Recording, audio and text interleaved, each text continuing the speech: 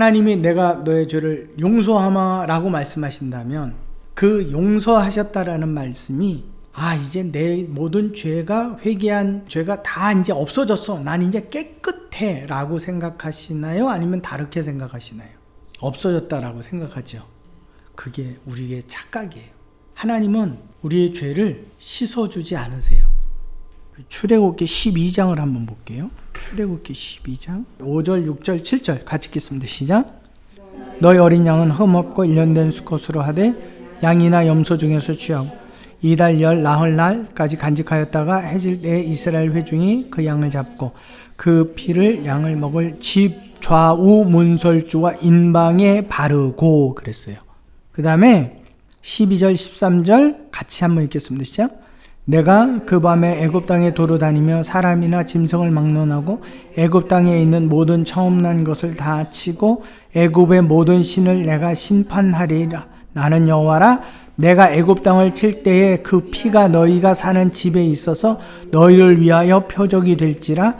내가 피를 볼 때에 너희를 넘어가리니 재앙이 너희에게 내려 멸하지 아니하리라 그랬어요.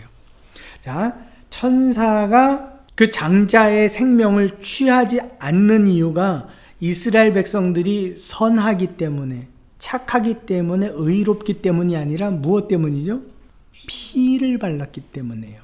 그래서 피가 있으면 하나님의 사자가, 심판의 사자가 가다 피네? 그러면 어떻게 해요? 그 집을 넘어가요. 그 안에 살인자가 있었다. 너 살인했네? 확 죽이고서는 넘어가는 게 아니라 살인자가 있어도 어떻게 하세요? 넘어가요. 그럼 그들이 그 피 안에 있는 사람들 야 니네는 좀 더럽구나. 내가 목욕 좀 시켜줄게. 그리고 목욕을 시켜주고 넘어간다? 아니에요. 그냥 넘어가요. 이 유월절 어린 양의 피는 그 역할을 하는 거예요. 씻어졌다가 아니라 넘어갔다라는 거죠. 근데 그 피 안에 피를 바른다고 하나님의 심판의 사자가 넘어가겠어. 아이고 우리는 죽었다. 오달달달달 떨고 있어도 사자는 넘어가요? 안 넘어가요? 넘어가요. 근데 피 안에 있는데 그럼 당연히 넘어가지. 우리는 해받지 않을 거야. 분명히 이거는 하나님이 말씀하셨거든. 모세를 통해서. 그래도 넘어가요? 안 넘어가요? 넘어가요. 그거는 내가 의심한다고 의심 안 한다고 되어질 일이 아니라 하나님의 질서예요. 두 번째, 우리 고린도전서 5장 7절 말씀.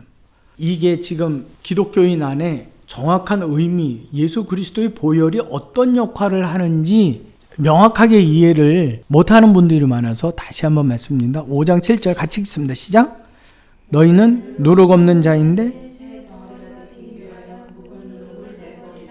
우리의 유월절 양 곧 그리스도께서 희생되셨느니라. 예수 그리스도를 무엇에 비유해서 말씀하고 있느냐면 유월절 어린 양이래요. 그러면 예수 그리스도의 피가 어떻게 한 거예요? 우리 마음의 영혼에 발려진 거예요. 그러니까 그날 저녁에 하나님의 심판의 천사를 통해서 내가 해를 받아야 되는데 해를 받지 않았대요. 왜? 그리스도의 피가 발려져 있기 때문에. 이스라엘 백성들이 그래서 이제 해를 받지 않고 출애굽을 하게 되죠. 출애굽을 하는 그들에게 하나님께서 이제는 너희가 어정쩡하게 나를 믿지 말고 정확하게 내 법대로 믿어라 라고 율법을 주세요. 그거는 하나님을 온전히 믿을 수 있는 무엇이 주어진 걸까요? 기회예요. 기회. 그래서 우리가 예수 그리스도를 믿을 때 내 죄를 회개하잖아요. 그러면 하나님께서 그래 회개했으니까 내가 너희를 살려줄게 이게 아니라 넘어가 주는 거예요. 임시적으로. 왜 넘어가요? 하나님을 더 온전히 섬길 수 있는 기회를 주시기 위해서요. 근데 내 안에 있는 더러움은 씻어져요? 안 씻어져요? 그리스도의 보혈로 안 씻어져요. 내 안에 있는 이 더러움이 씻어지는 때는 이제 됐어 나한테로 와. 그래서 내가 하나님에게 부름받을 때여야지만 바뀌어요. 그러니까 내가 예수를 믿어도 악할 수 있어요? 없어요? 내가 예수님의 사랑을 믿습니다. 아멘. 그런데 미워하는 짓을 하는 사람이 있어요. 미워요? 안 미워요?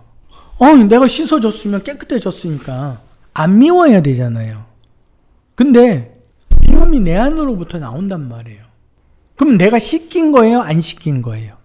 안 씻긴 거예요. 단지 하나, 나는 내가 죄가 있는데 하나님께로 갈 때마다 무엇이 필요하냐면 유월절 어린 양과 같은 그 생축, 제물의 피가 필요해요. 근데 그 제물의 피가 누가 되어주신 거예요? 예수 그리스도. 그래서 나는 하나님 앞에 갈 때에 제물의 피를 가지고 가는 게 아니라 누구의 이름을 가지고 가요? 예수 그리스도. 하나님, 나 또 내 안에 본성 때문에 이렇게 죄를 가지고 하나님 앞에 갑니다. 내게 다시 한번 하나님을 믿는 믿음 안에서 살 수 있는 기회를 주시옵소서. 하나님은 절대 누구든지 하나님 나 도둑질한 거 용서해 주세요. 용서해 주실 줄 믿습니다. 그걸 용서해 주시는 하나님이 아니, 그것 때문에 자기의 아들을 이 세상에 십자가에 매달리실 하나님이 아니라면 그 정도의 죄를 가지고 그보다 더 이러한 도둑질이 나오게 된 것, 미움이 나오게 된 것, 살인이 나오게 된 것, 사기가 나오게 된 것, 거짓이 나오게 된 내 안에 어떤 중심이 있어요. 그 중심이 뭐냐면 그거를 원죄라고 하거든요. 그게 바로 아까 계속 말씀드리지만 하나님은 절대 질서예요. 무엇이든지 질서 없이 행하시는 분이 아니에요.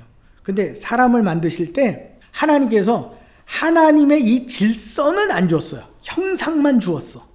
그 형상만 주었기 때문에 그 형상을 가지고 있는 그가 나의 창조물이라는 것을 알게끔만 해주신 거예요. 근데 이 창조물이 질서를 얻으려면 누구에게로 가야 돼요? 하나님에게로 가야 돼요. 쉽게 이제 자녀를 보시면 알아요. 아이를 낳았을 때 그 아이가 누구 닮아가며 커요? 신기할 정도로 입맛까지도 생각하는 것까지도 하여튼 미안해 머리카락 곱슬인 것까지도 다 들어가요. 근데 자라오면서 애기였을 때 무질서해져요. 뭔가 불안하고 배고프고 짜증나는 일이 있으면 누구 품에 안겨야 돼요? 그렇지. 근데 엄마 품에 안 안겼어요. 그럼 얘는 어떻게 돼요? 불안정해지는 거예요. 하나님이 우리를 창조하셨는데 그거예요. 너희는 내게 있어야만 질서다. 그렇지 않으면 넌 무질서해지는 거야. 불안과 두려움과 슬픔과 우울함과 짜증과 미움과 시기와 질투 이런 걸로 너는 휘둘려서 너는 안 돼. 내게 있어야 돼. 근데 선악과를 먹고 어떻게 됐어요? 나 하나님하고 이제 상관없어요. 나갔어요. 나가는 그 순간은 좋은 것 같았지만 나가서 생활하다 보니까는 어떻게 돼요? 그렇죠. 엉망이 되는 거죠. 못 돌아와요. 그러다 보니까는 하나님의 질서로 돌아가기는 싫고 나는 내 마음대로 이제 살아야 되겠으니까 내 무질서대로 살아가겠죠. 그게 바로 죄예요. 그게 미움이 될 수도 있고요. 거짓말도 될 수도 있고요. 사기가 될 수도 있고요. 증오가 될 수도 있고 우울함이 될 수도 있고 이 모든 것들이 다 내 안에 그 무질서로부터 나온 거예요. 그거를 저는 원죄라고 표현을 해요. 그러면 원죄가 무엇의 다스림을 받으면? 하나님의 다스림을 받으면 이런 부분들이 잠잠해질까요? 잠잠해지지 않을까요? 근데 그거는 이 세상에 사는 동안에 우리가 이미 하나님을 떠나는 상태이기 때문에 그거는 하나님께로 완전히 다시 되돌아가지 못해요. 잠시적, 매 때마다 돌아올 수 있도록. 그러니까 내가 하나님 안에서 회개를 한다라는 건 하나님 나 누구누구 미워한 거 용서해 주세요. 용서해 주실 줄 믿습니다. 라는 기도보다도 하나님 내가 미워하게 된 것은 내 마음이 뭐하기 때문에? 무질서하기 때문에. 하나님 그 무질서를 다스려 주시옵소서. 이게 진짜 회개예요. 자, 하나님은 어떤 하나님인가 하나만 더 보겠습니다. 이사야서 48장 11절 말씀이요. 같이 한번 읽겠습니다. 시작. 나는 나를 위하여 이룰 것이라. 어찌 내 이름을 욕되게 하리요 내 영광을 다른 자에게 주지 아니하리라. 하나님의 영광과 그분의 이름은요 동일시돼요. 그분은 이름을 너무 중요하게 생각하시는 분이에요. 그래서 아브라함에게도 이름을 어떻게 주셨죠? 아브람에서 아브라함으로 바꾸어 주셨어요. 야곱을 이스라엘이라고 바꾸어 주셨어요. 이름이 그분에게는 너무 중요한 거예요. 또 한 분을 요한복음 14장 13절 같이 한번 읽겠습니다. 시작. 너희가 내 이름으로 무엇을 구하든지 내가 행하리니 이는 아버지로 하여금 아들로 말미암아 영광을 받으시게 하려 함이라. 누구의 이름으로요? 예수 그리스도의 이름으로 구하는 것은 내가 다 행할 것이야. 그래서 사실은 내 이름, 내 피, 이것을 의지하여 하나님께 나아가는 모든 이들에게 하나님은 그들의 소원을 들어주신다라고 말씀해 주시는 거예요. 그러니까 나는 원래 무질서해요? 무질서하지 않아요? 무질서한데 무질서 그대로 내버려두면 우리는 살아요? 죽어요? 그거를 잠시 질서로 나올 수 있도록 하나님께서 그의 아들 예수 그리스도를 이 땅에 보내주셔서 어린 양을 삼아주신 거예요. 내가 어린 양의 피를 믿어도 나는 무질서예요? 무질서하지 않아요? 그러니까 나는 무질서로부터 죄를 낳아요? 안 낳아요? 그렇지. 나로부터 무질서가 나와요. 근데 무질서 나올 때마다 하나님이 죽일 놈 살릴 놈 그러면 감당이 되겠어요? 안 되겠어요? 그러니까 다시 또 하나님 부르시는 거예요. 야곱이 약속을 했어요. 베델로 가겠습니다. 그래 놓고 20년 후에 다시 돌아왔을 때는 숫곳에다가 장막을 쳤어요. 그때 그 야곱의 딸 디나가 욕을 당해요. 그때 이 어떻게 하냐? 그리고 그의 아들들은 세겜 족속을 막 칼로 죽여버렸어요. 큰일 났구나. 두려웠을 때 하나님은 야곱에게 뭐라고 말씀하세요? 다시 베델로 오라고. 내 질서가 베델에 있으니 베델로 오라고. 그처럼 우리가 매 때마다 내 무질서로 인하여서 내가 완전히 파괴되어지고 내 정신이 혼미해질 때마다 누구에게로 가는 거예요? 그렇죠. 그게 회개예요. 하나님, 내 죄를 용서하옵소서. 물론 그렇게 해도 괜찮아요. 근데 그거보다 더 중요한 게 있어요. 그러니까 내가 회개를 하는데 중심의 무질서로부터 해서 나온 열매들만 열심히 따요. 그렇다고 그게 질서가 되지는 않아요. 그러니까 근본의 문제는 뭐의 문제예요? 무질서의 문제예요. 그게 원죄예요. 하나님, 내가 미워하게 된 것은 내 안에 무질서로부터 나온 겁니다.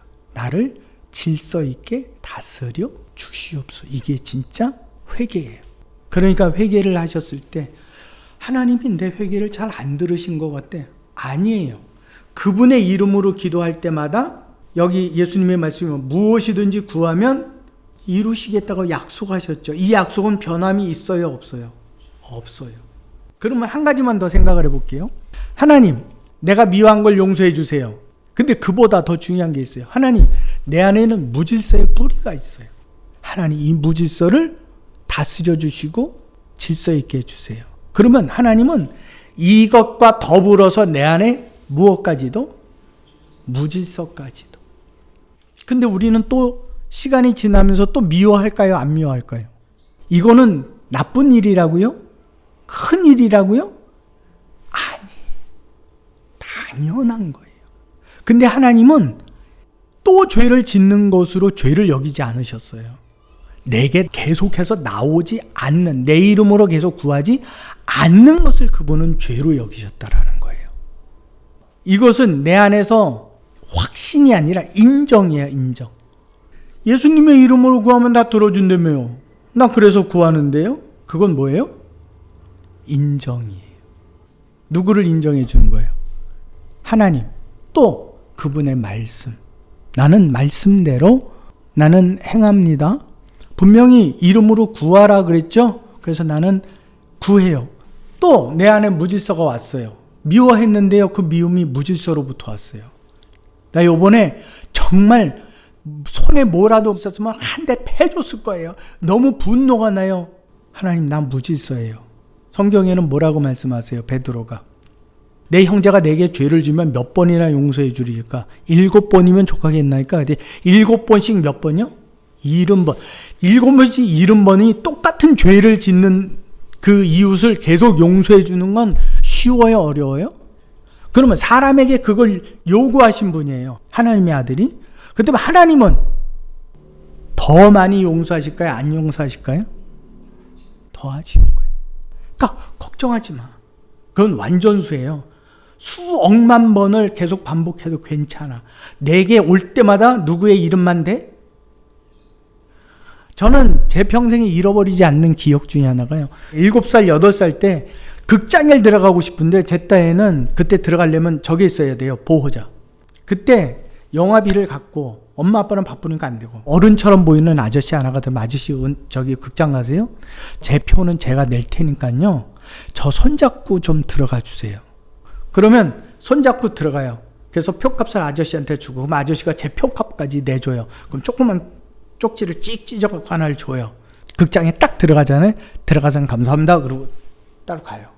아버지하고 자식 간에 무슨 증명서를 요구하지도 않아요. 같이 갔냐 안 갔냐 그것만 확인이 돼요. 저는 그게 너무 명확해요.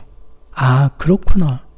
그분 안에 가는 거는 무엇인가 증거가 있어야 되는데 그 증거가 바로 예수 그리스도의 이름과 피예요.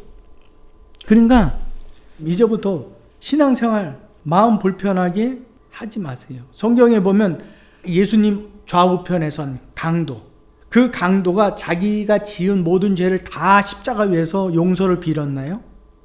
아니에요. 그냥 예수가 하나님의 아들이심을, 의로운 분이심을 인정했을 뿐인데 예수님의 대답이 뭐였죠? 네가 지금 나와 함께 낙원에 있을 것이다. 바울은 예수님의 제자들이 돌에 맞아 죽기까지 그가 허락하고 그는 거기에 의기양양했던 사람이에요. 그런데 예수님은 그를 어떻게 하셨죠? 용서하셨죠. 그가 빌립이 죽도록, 빌립인가? 스데반이 죽도록, 역시 목사 아빠 딸이네. 스데반이 돌에 맞아 죽도록 허락한 사람이에요. 근데 그가 성경 어디에도 저 스데반을 죽도록 한 죄를 용서하여 주시옵소서 기록한 곳이 아무것도 없어요. 물론 기록이 안 돼 있지 하기는 했겠죠. 그러나 하나님은 그의 그 죄에 대해서 물었나요? 묻지 않았나요? 안 물었어요. 바울은 자기 안에 기쁨을 누렸어요. 그래서 우리 로마서 7장 21절로부터 읽어볼게요. 21절 시작.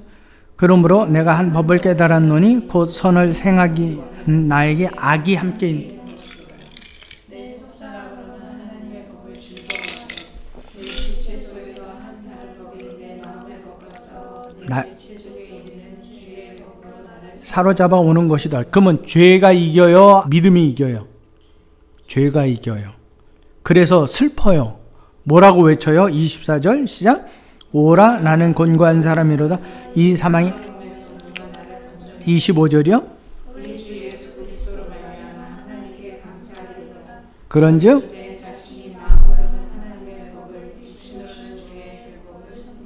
마음에는 하나님의 법을 가지고 있지만 결국 육의 법은 죄를 행한다고. 그런데 8장 1절 2절이요. 그러므로 이제 그리스도 안에 있는 나에게는 결코 정죄함이 없나니. 왜요? 정죄하고 싶은데 누가 가려버렸어요? 예수 피가. 그러니까 사단이 너 요 잘못했지 내가 잡아내야지 하는데 예수님의 피가 휙 가려버렸어. 그래서 내 죄가 뭔지 못 찾아내. 그리고 하나님도 야 너 죄 못 찾지? 그건 얘는 죄가 없는 거야. 나는 없다고 인정할 거야 라고 얘기해 주시는 거예요. 그러니까 나는 자유해요? 자유하지 않아요? 자유해요. 누가 인정하지 않았어요? 하나님이 내 죄를. 왜 인정하지 않았어요? 예수 그리스도의 피가 가려놓으셔서. 꼭꼭 숨어라. 머리카락 보인다. 그러고 예수님이 이렇게 당신의 뒤에다가, 즉 쉽게 예를 들면 하나님이 내 있는 성수 임무시에 들어오기만 해봐. 내가 가만히 두나. 성수의 형 대신 예수님이 이렇게 뒤에다 놓고 톡톡톡톡톡. 성수 어디 갔냐? 성수요? 못 찾겠는데요? 야단치지 마세요. 에이 애기잖아요. 잘 모르잖아요. 뭘 야단치세요. 그냥 한 번만 더 기회를 주세요. 그래 내가 그러면 한 번만 더 용서할까? 그래 알았어. 그때 예수님이 그런 거죠. 아버지 하나님 성수 여기 있어요. 그 아버지 하나님이 이놈 하려고 하다가 금방 자기 안에 용서할게. 내가 모른 척할게. 내가 걔 야단치지 않을게. 심판하지 않을게 라고 한 말 때문에 그래, 알았어. 너 이제부터 내 말, 하나님 내 말 잘 들어야 돼? 네, 알겠습니다. 근데 어린아이가, 무질서한 어린아이가 또 잘못을 할까요, 안 할까요? 그쵸? 자녀를 키워보니까, 그쵸? 너 혼나? 그래도 어떻게 해요? 그 혼나 소리가 끝나기도 무섭게 또 하죠? 그거예요. 사도 바울이 뭐라 그래요? 나는 마음으로는 하나님의 법이 있어. 근데 내가 행하는 열매들을 보니까, 아유, 그거는 의가 아니야. 나 어떡해. 너무 우울해. 나는 정말 죄인 중에 괴수인가 봐. 그래서 내가 되는 일이 하나도 없나 봐. 아니라는 거죠. 하나님은 네가 지은 죄 때문에 너를 억울하게 하지 않으셔. 단지 하나님이 너를 괴롭게 하시는 이유는 딱 두 가지야. 첫째, 네가 무질서한 그 마음 그대로 가지고 있기 때문에. 둘째, 무질서한 그 무질서를 하나님 앞으로 가지고 오지 않기 때문에 무질서가 가져온 결과라는 거예요. 쉽게 얘기하면요, 얘네 둘을 어려서 한 방에다 갖다 놓잖아요. 절대 그 방은 질서 있게 되질 않아요. 아무리 뭐라 해도 절대 질서가 찾아오질 않아요. 왜? 둘 다 무질서한 놈이 둘 다 무질서하게 놀기 때문에. 근데 거기에 엄마 하나가 딱 투입이 되면 어떻게 돼요? 다 정리가 되죠. 그것처럼 우리의 삶 속에 너, 나 둘이 아무리 짝짝꿍이 돼도 무질서와 무질서가 만났기 때문에 그들의 삶 속에서는 질서가 있어요, 없어요? 없어요. 그래서 그 사이에 하나님이 개입하셔서 띄워놓든지, 아니면 아예 너무 복잡해진 세상이니까 그리스도를 보내셔서 투입을 시켜놓은 거예요. 이제는 내가 회개했는데 왜 나는 하나님의 말씀에 가까이 가지 못하지? 하나님은 네가 회개하면 내가 가까이 할게 라고 말씀해 주지 않으셨어요. 그분은 예수님의 말씀대로 아까 내 이름으로 구하면, 그러면 나는 그 구한 것을 내 오감으로 느껴요? 안 느껴요? 안 느껴요. 나는 그것을 어떻게 해요? 인정해요. 인정하면, 그러면 내가 인정한다라는 게 어떻게 우리 삶 속에 드러날까요? 또 내가 동일한 죄를 졌을 때, 또 동일한 허물이 있을 때 다시 또 누구에게로 가요? 그렇죠. 만약에 그분이 내 죄와 내 허물, 연약함을 돌아봐 주시지 않고 내 연약함에 대해서 그분이 회복할 수 있는 기회를 주시지 않는다고 믿는다면 내가 갈까요? 안 갈까요? 안 가요. 그러니까 내가 간다라는 건 내가 곧 누구를 인정한다라는 거예요. 하나님을 인정한다는 거예요. 그러면 나는 그분이 인정했다라는 걸 내 영혼이 깨닫는 거예요. 내 영혼이 깨닫고 나로 하여금 다른 곳에 가지 않고 하나님께로 다시 가서 다시 기도하라고. 근데 이제 그 기도의 목적이 내가 행한 어떠한 연약함, 내가 넘어진 어떠한 일 혹은 죄, 이러한 항목이 아니라, 물론 항목을 얘기해도 되지만 그보다 더 근본적으로, 하나님, 내가 무질서가 되었습니다. 그 결과가 이렇게 되었네요. 하나님, 다시 질서 있게 해주시사 나로 다시 하나님을 온전히 더 신뢰하고 나갈 수 있도록 나를 도와주옵소서. 내 자녀가 속상해서 혹은 일이 풀리지 않아서 뭔가 몸이 연약해서 자꾸 마음이 무너질 때 치료해 줄 줄 믿습니다. 물론 해도 돼요. 더 그보다 더 중요한 건 뭐예요? 무질서에 빠져 있는 거기 때문에 하나님, 그 딸을 당신의 질서로 다스려 주옵소서. 사단은 우리로 하여금 그러면 무질서하게 할까요? 질서 있게 할까요? 사단. 그렇죠. 우리는 끊임없이 무질서하게 빠지는 거예요. 그때마다 나는 누구를 찾아요? 근데 그때마다 무엇이 필요하죠? 예수 그리스도의 이름이 필요하고 그분의 피가 필요한 거예요. 내가 주의 이름으로 구합니다. 무질서를 다스려 주옵소서. 질서 있게. 제가 지금 설명을 너무 복잡하게 해서 드린 건데 결국은 무엇과 무엇으로 돌아와요? 질서와 무질서예요. 그러니까 선악과를 먹은 그 원죄가 나를 무엇으로 만들어 버렸다고요? 무질서하게 만들었다. 그 이 무질서는 내가 벽을 보고 돌을 닦는다고, 기도를 한다고, 산기도 40이라면 인간이 바뀌나요? 인간 안 바뀌어요. 왜요? 근본 자체가 속 안에 무질서가 채워졌기 때문에. 누구에게로 돌아가야 돼요? 그래서 히브리어에 회개라는 단어가 있는데 그 회개라는 단어가 돌아가다라는 뜻을 가지고 있어요. 하나님에게로부터 떨어져 나왔다 다시 어디로 가야지만 평화가 돼요? 지금까지 회개를 하면 내 마음이 뭔가 편안해지고 뭐 이렇게 감동이 되고 하나님의 말씀이 확 들어오고, 절대 그렇지 않습니다. 물론 하나님이 아주 때때로 그거를 좀 증거로 남겨주시기 위해서 그러한 경우도 있어요. 내가 회개하고 났더니 편안하다. 근데 그게 전부가 아니라는 거죠. 가장 중요한 것은 내 안에 있는 무질서를 하나님께 가지고 가는 것. 그거를 왜 가져가지 못하느냐면 내 안에 내가 내 것이라고 생각하는 무질서를 꼭 붙들고 있기 때문에 그래요. 그래서 예수님께서 내 자신을 어떻게 하고 부인하고 내 십자가 질서를 짊어져라.